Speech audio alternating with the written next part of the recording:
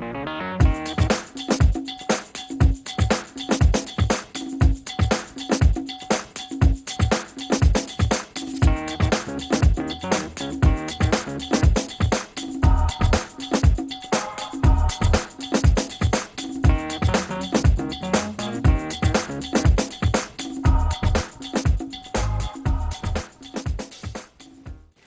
to a special edition of Our Town Chester. My name is Karl Knudsen. We will be interviewing candidates for Chester Selectmen. Hello, welcome to Our Town Chester. Today we'll be speaking with some candidates for Selectmen. Today we have Dick Trask with us. And welcome, Dick. Glad to have you here. Thank you. Just have a few questions. But first of all, if you'd like to just tell us a little bit about Dick Trask. Well, I'm a family man. I coach basketball and I coach soccer here in town. I have 3 children, and my wife Michelle, she's on the rec commission, and basically I've been a Chester resident for about 10 years. That's about it. Okay. I see you playing a lot of soccer. I do play soccer too, yes. Yeah. And I plan on running the pounder. I plan on being the first selectman to run this pounder. Wow. Is that a challenge? That's a challenge. If all the other selectmen would like to join me in the pounder, I think I can get the pounder committee to actually have a pounder heat for selectmen. Yeah, I think sounds we could good. probably get that done. You hear that, Selectmen? Okay, we just have a few questions today. First of all, why have you chosen to run or decided to run for selectman? You know, that's a very good question. I never saw myself as a selectman. I never really thought, hey, I'm going to run for selectman someday. I was actually sitting with one of my clients, and she says, hey, you should run for selectman. And I kind of laughed at her, thinking, she's just joking. And she's like, no, I'm serious. You should run for selectman. And I said, really? Why? I mean, that doesn't make sense to me. I never thought of that. And so people started coming to me on the soccer field and on the basketball court, and they started coming up to me saying, hey, Dick, you should run for selectman. I'm going to write you in. It just became this, ongoing thing. And, about 30, 35 people came up to me and kept talking to me about running for selectman. And I was like, okay. So then I thought to myself, what would I want out of a selectman? What would I truly want a selectman to, what characteristics would I want a selectman to have? And then I thought, well, a selectman should have some leadership experience. A selectman should have some experience with the law, have some knowledge of the law. A selectman should have some community involvement, should care about the community. They should have positive experiences like that, have some knowledge with some finances and stuff like that. So then I started thinking to myself, hey, I have those experiences. I have those, I have those characteristics. So maybe I would be a good selectman. So then that's how I decided to run. Okay. Now, next question is, what experience do you bring to the position? You've just alluded to experiences, but can you be specific? Sure. Let's talk about my first, I graduated from Virginia Commonwealth University with a Bachelor's of Science in Administration of Justice. I took classes like real estate law, constitutional law, juvenile justice system, court law, civil law, those type of courses in college. So my education experience is, ideal for this type of position. Leadership, I was a drill sergeant in the Army Reserves.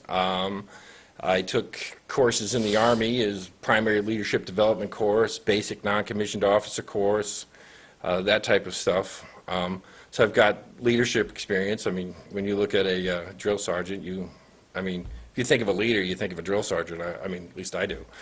And then I've got my professional experience.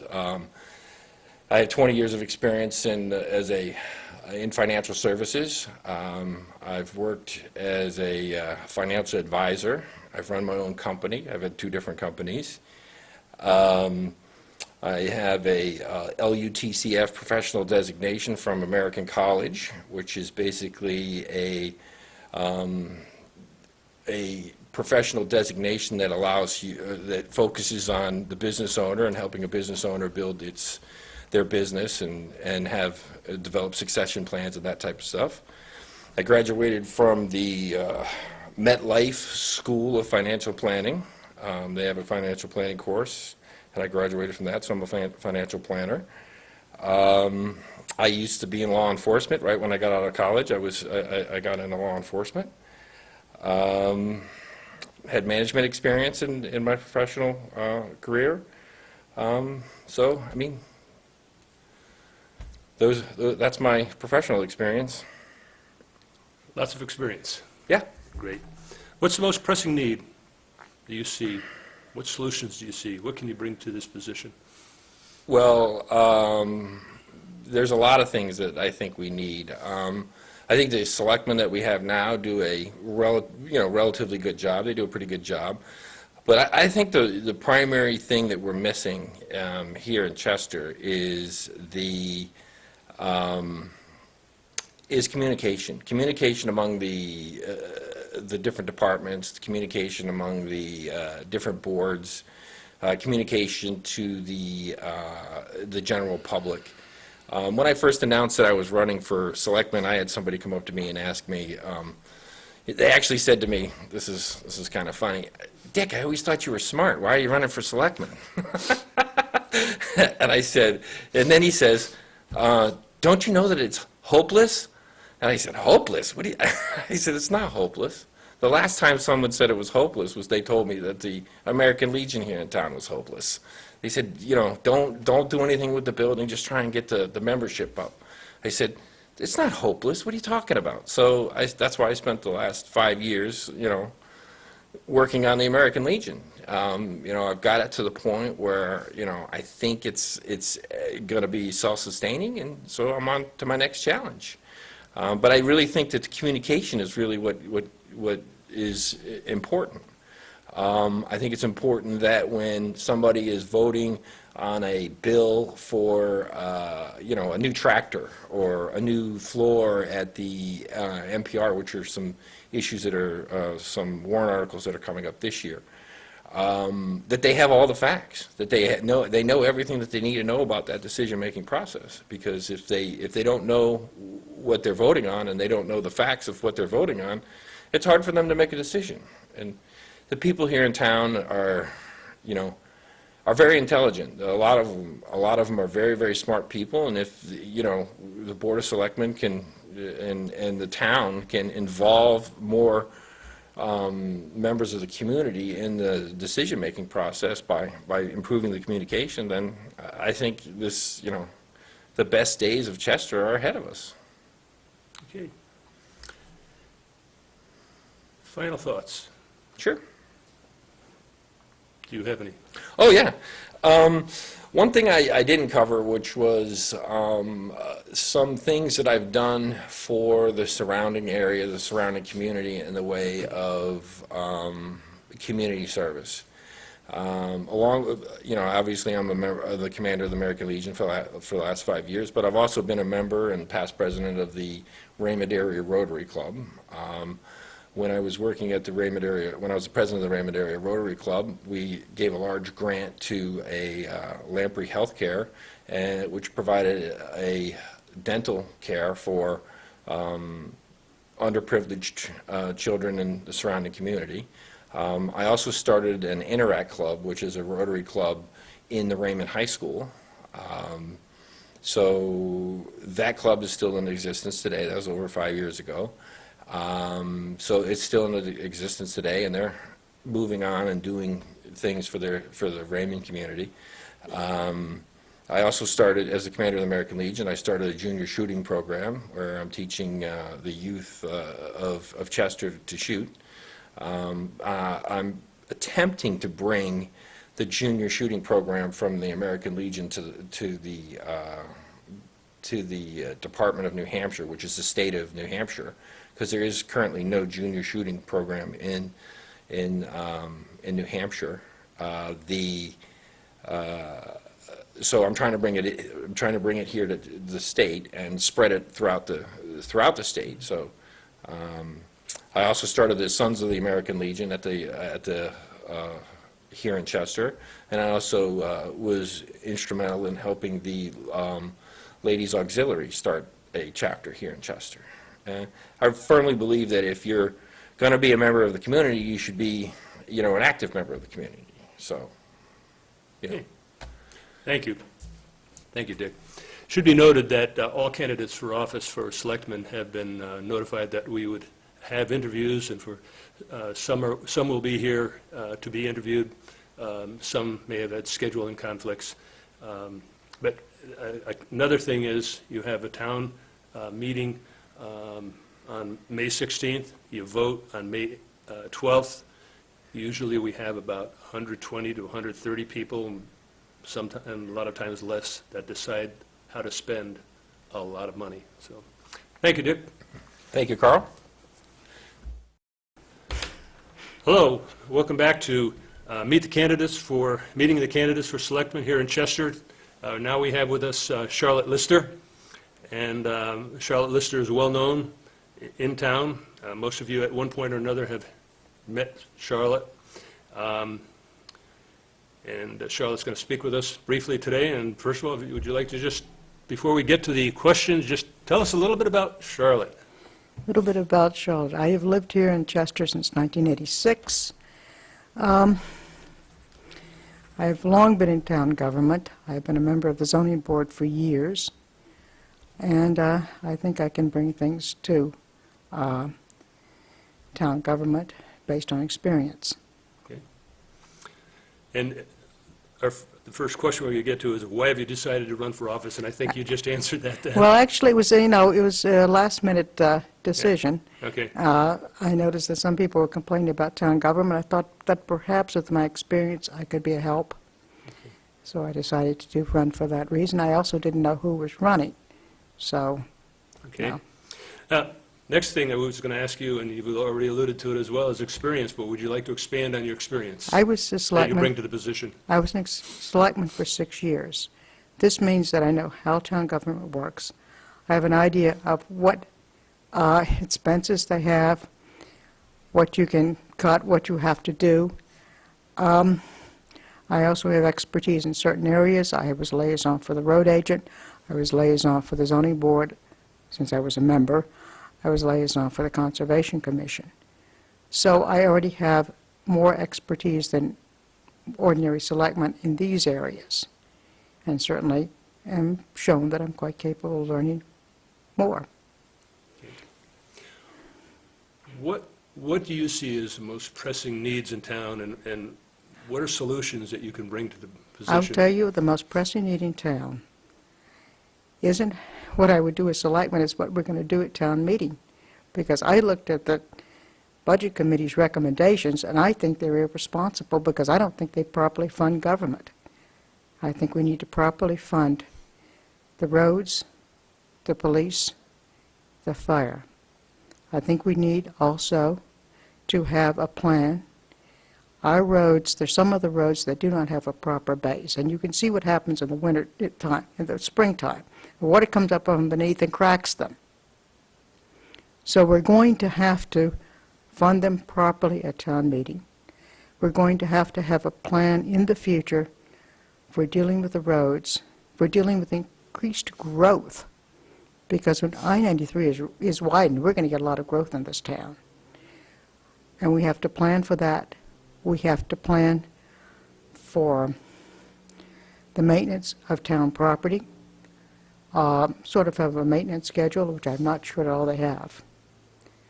So I think that these are pressing matters, the planning for the future and the proper funding for the work needs to be done. And as, selectman, I would work for those things. Okay. Well, thank you, Charlotte. Okay? Hi, welcome back to Candidates Day, candidate time. people running for selectmen. We're interviewing them today, and now we have with us Bill Ahi. Thanks for being here, Bill. Thank you, sir.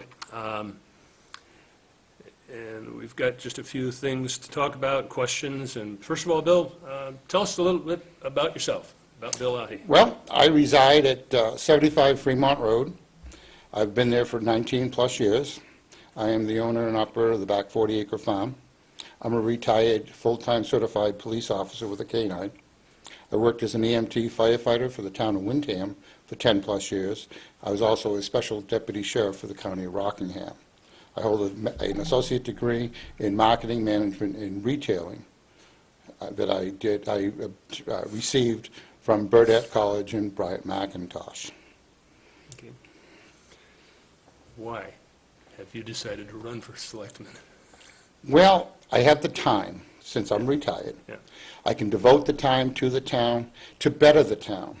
I'm a free agent. I'm not here under anybody else's realm.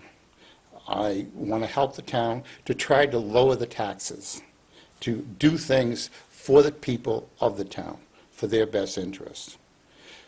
The thing that upsets me is how the elderly have to make a decision in whether to purchase their medication, pay their taxes, or to eat. And they're on a fixed income. They have no other means of making anything other than try to budget. Mm-hmm. And it's just a very hard balancing act, and I've seen it. My parents had to go through it. Now, next thing we were going to talk about was what experience do you bring to the position? You've mentioned several experiences over the years. Is there anything else you would like to add to that? Well, being in law enforcement and working in the fire department, you bring police experience, you bring experience of the fire service, knowing what those individuals have to go through on a daily basis. And it's a tough job, and people don't really understand what these individuals, be it male, female, or whatever, have to go through in these decisions. And it's tough. Okay. You talked about some of the issues, and Yes, one sir. of our questions was, what's the most pressing need, and what are the solutions you can bring to the position? So you did talk about needs, but are there any more pressing needs that you see? One thing that I see is that when jobs are for the town that need to be, whether it be road repair, building repair, any types of large jobs, they need to go out to bid to find the best price for the dollar price. By doing that, you're going to save some money on taxes. You might not save millions and billions, but every dollar helps. And you said something a few minutes ago, and it's not, it's A lead off. a follow-up question, which is, can you be specific how you would try to lower taxes, or is that one of the key areas? Well, that would be one of my key things, is when people are doing things, whether it be roofing on a building, a siding, open up the bid. Let's not just kind of funnel it to a chosen few that are within the, whether they be within the town. And I understand there are a chosen few, but open up to bid. Put it out and see where we get to help the people and go from there. Any final thoughts, Bill? No, sir, not at all. Okay, thank you, Bill. Thank you. Morning, Karl. Morning, Richard. Welcome to this special edition of Our Town Chester. And Richard is a candidate for selectman, is a current selectman. And we just have a few things we'll be talking about today. But first of all, is there something you'd like to tell us about Myself? Richard? Yes. Well, I've lived in Chester just shy of 40 years.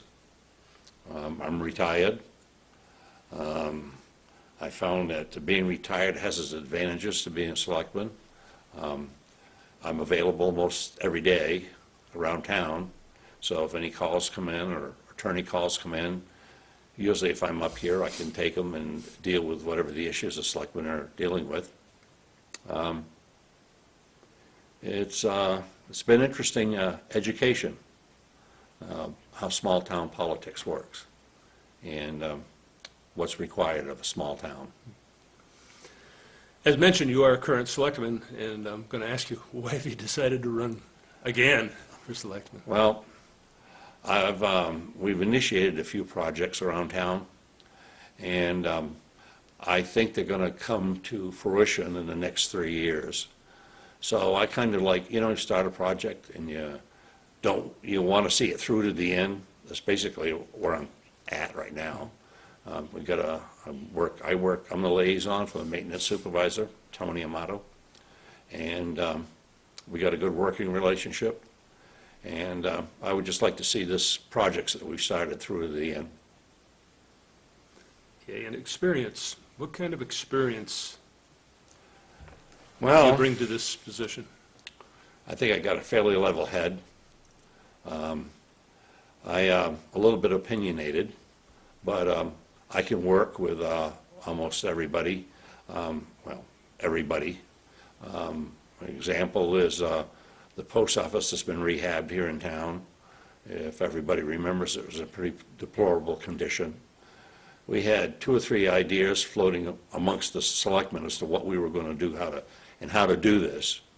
And we finally arrived at a consensus of one plan, and that's what we proceeded to do. And after we selected a maintenance contractor to do the work, which has worked out very well for us. The contractor treated us well, did a few extra things, and the results are in what you see down the middle of town, the post office in its completed form. Now to pressing needs in the town. We have some needs. What do you see some of those needs, and then what would be the solution to those needs? Well, I guess you'd say some of the needs are, if people are not familiar, the town owns over 100 buildings here in town. And they need to be put on some type of maintenance schedule. And some of this has been lacking. If you look at the post office, all I remember hearing is, we'll take care of it next year.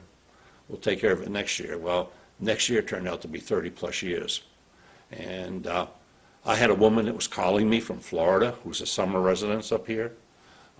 I had the Postmaster General call here, wanting to know what we were going to do about the post office. So with that first major project out of the way, we're moving on to another project, which is painting the library. And we'll probably be, if we're lucky this year's budget, we'll have enough money to put a new roof on the library. And then, we have some work schedule for the multipurpose room.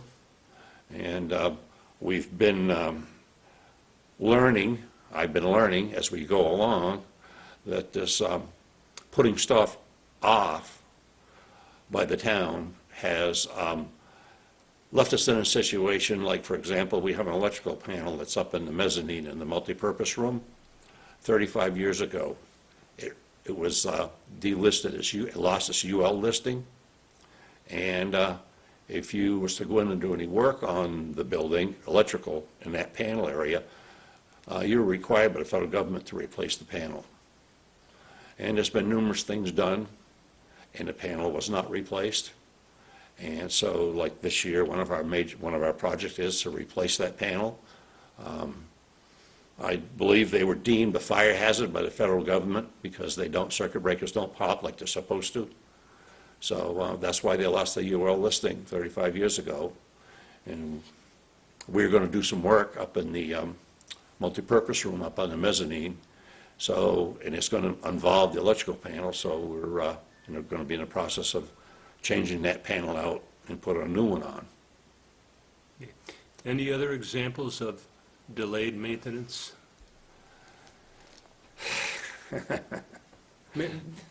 That's a One or two? tough question. Well, delayed maintenance, that is a subject. Right, I mean, anywhere you look around town, I mean, this summer, for a prime example, this summer, I've been working with the maintenance supervisor, and we have been making diagrams and maps of where all the septic systems are located, all the town-owned properties. And this summer, there was some people, I asked about a septic tank that I was told about on the other end of this complex. And I had more than half a dozen people saying, well, it's located here, well, it's located there, it's 8 feet down, it has telephone poles laid across it so it won't cave in. And I'm like, you have to be kidding me. And so while we were working on the parking lot over there one day, leveling and grading it, I had a guy with a backhoe there, so I asked him to please come over and dig me a hole where most of the people said the septic tank was. There was no septic tank there. We did run into a black line. It was for septic. So we started digging along the black pipe, and lo and behold, about 4 to 6 feet away, we found a septic tank. I was told it was inactive, discontinued. We opened it up, determined it hadn't been pumped out in 30-plus years. It had roots growing down through the covers into the outgoing pipes. We had to clean that all out. Then we went into the annex, the addition to the town complex, flushed a few toilets, and lo and behold, we had water running out of the pipe into the tank. So this is what happens over the years when people are not doing what they're supposed to be doing. Now we have a record of the septic tank. We know exactly where it is. We took measurements off the corner of the building in a couple different directions, so we know where it is. And we can, and now also on other septic tanks, when they're buried deep, we've been putting on risers. So now you have a cover at surface level. You know where the tanks are, and we have a regular scheduled pumping program set up with a contractor out of town here who comes around, and he does like 3 this year, 3 next year, 3 the next year. It's like a never-ending cycle. So I'm kind of glad. I understand they've been doing some of this in the past, but when I came on board and when the maintenance supervisor came on board, we found no records of any of this stuff. So now we have records. The maintenance supervisor keeps a plan in the computer. He also has a paper file where everything is located. So let's say we find a maintenance part of the program around here a little lacking. Okay. Any final thoughts? Well, I'm kind of proud of what we've been doing. It hasn't been done by myself. It's done in working with the maintenance supervisor, and we have a lot of meetings, and we have a lot of phone calls back and forth, and it's, communication is the key to everything here around town. And I would suggest the people come out to vote on May 12th, because this is your town. It's not my town. And I just felt I could contribute something while I'm retired, and that's what I've been doing, trying to contribute to the best of my ability. And that's the reason I'm asking for their vote to return me, into office, and we'll continue what we're doing, because we're going to have some interesting next couple of years. Spring Hill Farm's coming up. They want the town voted for us to take over the maintenance of the properties down there.